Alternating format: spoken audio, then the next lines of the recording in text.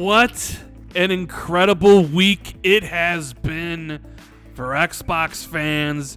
It's finally over. Well, about to be finally over because Microsoft has defeated not only the FTC, but eventually the CMA. And PlayStation had only one thing left to do. Jim Ryan bent that knee to make sure that his platform had the same agreements that Microsoft were handing out to companies like Nvidia and Nintendo. Oh man, this is incredible. Xbox fans, if you could do me a huge favor, hit the like button, subscribe if you're new. You know who it is, Randall Thor 19. Had to show that little video I saw earlier today because it makes me laugh and because, well, it makes other people cry. And those other people, those PlayStation fans, they're in coping sessions, they're crying in Twitter spaces, they're having therapy sessions on podcasts, but all their whining and complaining isn't gonna change a goddamn thing because Activision Blizzard is coming home, baby. Welcome back, Rod Ferguson. Welcome back, Mike Ybarra. Xbox is inevitable. And you know what? Please be kind to Jez Corden. I know a lot of you really couldn't stand his pessimism over the past couple months, especially during the FTC trial, where he was putting it out there that Xbox would lose, that the deal would be blocked. And I'm here to tell you, listen, it was all just a master plan. Jez wanted this deal so badly. And you know, sometimes when you want things badly, the universe says no. So, because of that, Jez enacted what we call the triple reverse jinx, where he would put it out there that the deal would get blocked when in reality he wanted it to go through the entire time. And, well, he put his stomach and his ass on the line because now that he lost the bet with me, he has to do the hot chip challenge on camera, and I'm not sure he's gonna be able to survive that. And I know I am going to die laughing. But I guess I should explain exactly what is going on now, how Sony has bent the knee, how Jim Ryan has basically crawled back to the negotiating table, and explain exactly what has gone on this past week. Well, Microsoft had a huge victory over the FTC, not only just once, but twice. The FTC and Lena Khan just keep on losing. It wasn't enough for Lena Khan to be in front of Congress and just get completely roasted and destroyed by the ineptitude of her decisions and the company she is leading, but she had to lose twice to Microsoft. We covered a little bit on this channel. We talked about it in the Xbox 2 podcast. The trial that lasted for 5 days, where the FTC presented literally zero case and was out there trying to protect Sony's bottom line. And anybody with a brain could realize if you paid attention that, wow, this wasn't exactly the best line of defense, the FTC. Maybe you could have came up with something better, but they didn't because they were unprepared, because they didn't think it would get this far. They thought Microsoft and Xbox would walk away once the CMA blocked the deal. All they had to do was stall for time, and that didn't work. And, well, it just showcased the FTC's incompetence because they can't do anything right. But the FTC appealed their loss, which is their right, and people started to think that maybe this would be the downfall, that the judges would grant a temporary restraining order preventing Xbox from closing the deal and hear the appeal, and that was basically denied the next day. Swift defeat by the FTC. Look at Phil Spencer's tweet here about it. We're grateful to the court for swiftly deciding in our favor. The evidence showed the Activision Blizzard deal is good for the industry, and the FTC's claims about console switching, multi-game subscription services, and cloud don't reflect the realities of the gaming market. Since we first announced this deal, our commitment to bring in more games to more people on more devices has only grown. We've signed multiple agreements to make the Activision Blizzard games, Xbox first-party games, and Game Pass all available to more players than they are today. We know that players around the world have been watching this case closely, and I'm proud of our efforts to expand player access and choice throughout this journey. Then we have the one and only Lulu from Activision Blizzard, who had to say this, that the FTC's desperate attempt to block our merger with Microsoft has been denied again, now by the Ninth Circuit.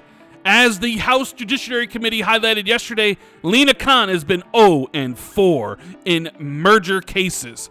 Despite the FTC's waste of taxpayer money on protecting the entrenched market leader, our deal will bring more games to more players and more platforms than ever before. And the announcement of the Ninth Circuit denying the FTC broke live during Xbox 2 on Friday. We probably had our best and biggest, most epic Xbox 2 of all time. 6 hours of incredible guests like Cody Eastwood and Lord Cognito, Paris, the Sauce Master, Gaz, and a whole bunch of other people in there celebrating Xbox's victory over the FTC. But you know what? It doesn't really even stop there. It only gets better, because we know that earlier this year and earlier in this whole process, Microsoft sent a contract to Sony to sign, and Jim Ryan, despite the fact that he was telling regulators that he's worried that Call of Duty is going to be taken away and that the games will be buggy mess, even though it was proven he actually believed the opposite in court, that he knew Call of Duty wasn't going anywhere and he wasn't worried. Well, you see, Xbox played hardball. He wanted all the Activision Blizzard games. He wanted all the Bethesda games to come to PlayStation because he thought he had the leverage. And I don't blame him. You know what? His job to protect PlayStation, he's going to try to get the best deal. But Phil Spencer said, we're not having that. And that's when Jim Ryan was like, well, I don't want a new deal. I want to block your merger.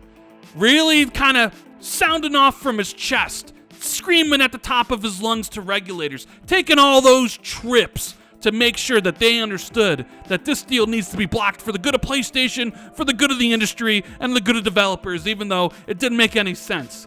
Well, guess what? PlayStation has crawled back to the table. They bent the knee. So while Jim Ryan was out there declaring, we don't want a new deal, as soon as this thing passed, all he was saying was, pass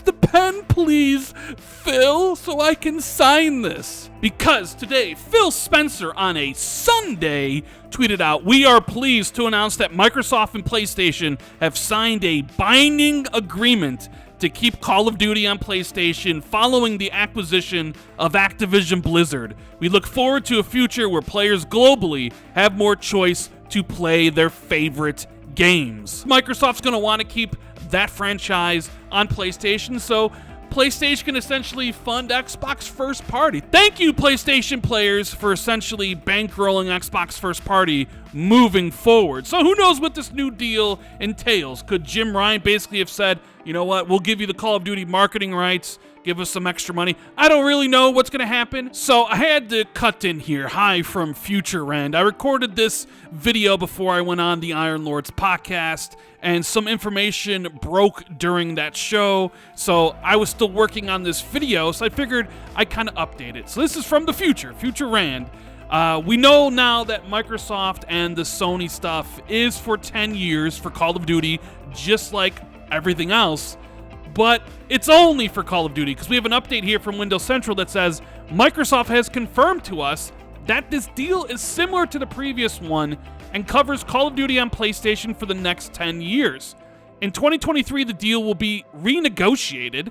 Additionally, this deal only covers Call of Duty and not other Activision Blizzard games. And I sort of talked about that earlier in the video where Jim wanted the whole kit and caboodle. He wanted Bethesda games. He wanted all the ABK games, all the future games. And Phil basically said, no, bucko, you're just getting caught and that's it. And that's where the split happened.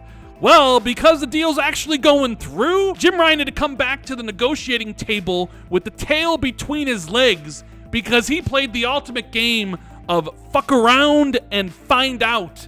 And sure enough, oh boy, did he find out.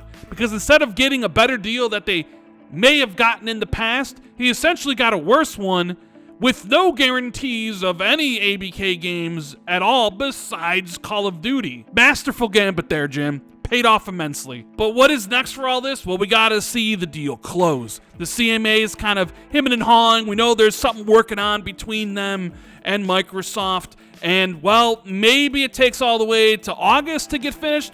Or maybe we see an announcement tomorrow where Xbox closes everywhere except the UK, and the UK and the CMA give Xbox the permission to close, and we get that announcement. Either way, exciting times.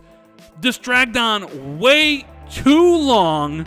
Sometimes it was super interesting when he had Phil and Jim Ryan and PlayStation and Xbox talking all that smack and the court cases, but for the most part, it's been incredibly boring. I, for one, am happy that it's over because now we can look to the future. We can kind of talk about what we want to see from the Activision Blizzard deal. What type of older IP will we want to come back and things like that. And then what future acquisitions Xbox should be looking for. Individual studios like Asobo, IO Interactive, Certain Affinity and the like?